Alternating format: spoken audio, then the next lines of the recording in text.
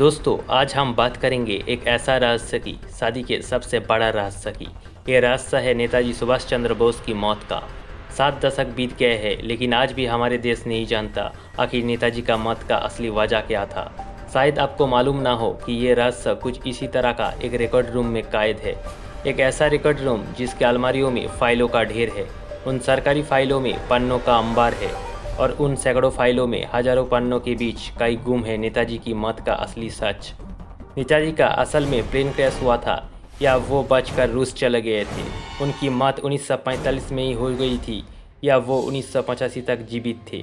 ये सारे रहस्य ये धूल भरी फाइलों में बंद पड़ी है। आज हम आपके साथ ये रहस्य का पर्दा उठा के नेताजी की मौत का असली वजह ढूंढने का कोशिश करेंगे।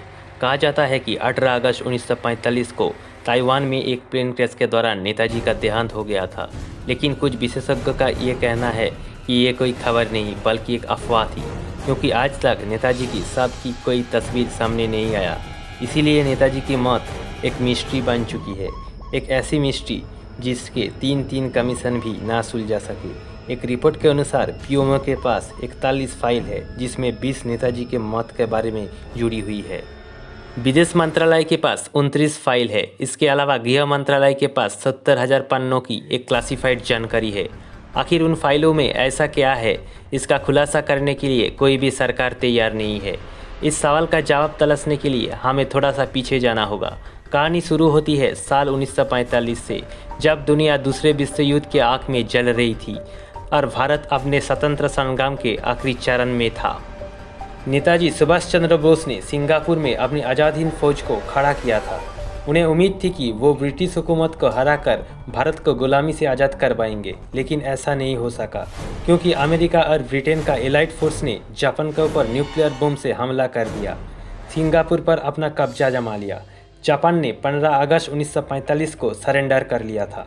अगले दिन सुभाष चंद्र बोस को अपना ठिकाना बदलना पड़ा।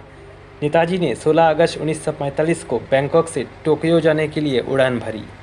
बताया जाता है कि 18 अगस्त को बोस का प्लेन ताइवान में क्रैश कर गया और इसमें उनका निधन हो गया, लेकिन ये मौत का खबर भी 5 दिन के बाद सामने आई और इसको यकीन करने का कोई पुख्ता सबूत आज तक नहीं मिला।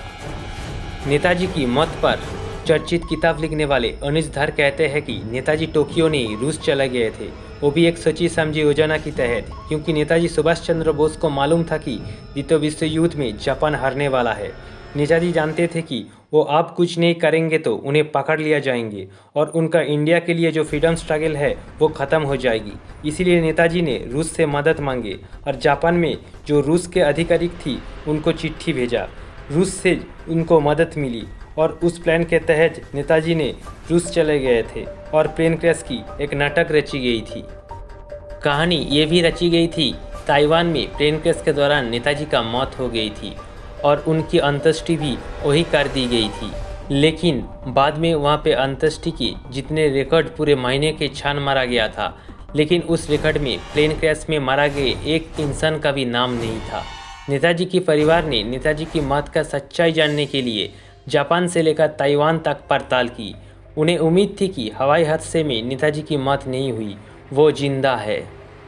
तत्कालीन नेहरू सरकार ये मान चुकी थी नेताजी का मौत हो चुकी है, लेकिन देश ये मानने को तैयार नहीं था। इसलिए नेताजी की मौत का राज सबका सामने लाने के लिए सरकार ने 1955 में पहली समिति बनाई। इसमें आईने का कमांडर शाहनवाज खान और नेताजी के परिवार से सुरेश बोस शामिल थे। कमीशन ने अपने रिपोर्ट में कहा है कि नेताजी का निधन प्लेन क्रैश में हो गया था, लेकिन सुरेश बोस ने ये रिपोर्ट में असहमति जताई। उनकी राय थी नेताजी सोवियत संघ भागने में कामयाब हो गए थे। नेताजी के परिवार के ऊपर तत्कालीन नेहरू सरकार द्वारा जासूसी के खबरें सामने आने के बाद ये सवाल उठता है कि क्या नेहरू सरकार देश से सच छुपा रही थी? अगर नेताजी के देहांत हो चुका था और सरकार भी इसी नतीजे पर पहुंच चुकी थी, तो फिर नेताजी के परिवार की जासूसी करवाने का क्या ज़रूरत था? अनुज धर ये सवाल उठाता है कि महात्मा गांधी की हत्या के बाद एक भी फाइल नहीं बनाई गई, जबकि सुभाष चंद्र बोस के देहांत के बाद एक नहीं बल्कि डजनों फाइल बनाई गई थी, खुफिया जांच करी गई थी। सवाल ये उठता है कि ये फाइल की तथ्य देश से क्यों छुपाई जा रही है? इससे ये दर्शाते हैं कि तत्कालीन सरकार को एक डर था कि अगर सुभाष चंद्र बोस ने वापस भारत में लौट आए तो प्रधानमंत्री नेहरू जी नहीं बन पाएंगे, क्योंकि स्वाधीन भारत के प्रधानमंत्री बनने के रेस में सुभाष चंद्र बोस ही पहले पोजीशन में थे। नेताजी सुभाष चंद्र बोस की मौत के बारे में जो अनसुलझा राज बाकी है, इसके वजह से कई किस्से कहानी का जन्म हुआ। कुछ ऐसा किरदार का भी पैदा हो गया था जो आप अपने एक राज है, और ऐसे एक किरदार थे गुमनामी बाबा, जिनके बारे में लिखा गया था कि ये गुमनामी बाबा ही दरअसल सुभाष चंद्र बोस है। वो गुमनामी बाबा कब और कहां से आया ये कोई नहीं जानता। सिर्फ ये जानने को मिला है कि गुमनामी बाबा साल 1985 तक फैज़ाबाद में ही रहे। वही उनकी मौत हुई और वही उनकी समाधि बनाई गई जो आज भी मौजूद है। नेताजी की मौत का रहस्य से पर्दा क्यों नहीं हटाया जा रहा है? एक के बाद एक सरकार इस सच को देश से क्यों छुपा रही है? मौजूदा गृह मंत्री राजनाथ सिंह जब विपक्ष में हुआ करते थे, जनवरी 2014 में वो कहा था कि जब बीजेपी सरकार में आएगी तो नेताजी का मौत का पूरे राज का खुलासा होगी। लेकिन आज जब बीजेपी सरकार में है तो आज कहती है ऐसा करना कुछ मित्र देशों के साथ रिश्तों के हित में नहीं है। ऐसा भी हो सकता है उन फाइलों में ऐसा कुछ बात छुपा है कि अगर वो सबका सामने आ जाती है तो देश में शांति व्यवस्था खतरे पड़ सकती है। लेकिन देश के लोगों को ये जानने का हक है आखिर नेताजी का मौत कैसे, कब और क्या हालत में हुआ। तो दोस्तों, आपका क्या राय है इसके बारे में कमेंट बॉक्स में ज़रूर बताइए। और हाँ, वीडियो को अच्छी लगी हो तो लाइक, शेयर और चैनल को सब्सक्राइब करना ना भूलें, क्योंकि ऐसे ही इन्फॉर्मेटिव और इंटरेस्टिंग वीडियोस इस चैनल पर अपलोड होता है। Thank you.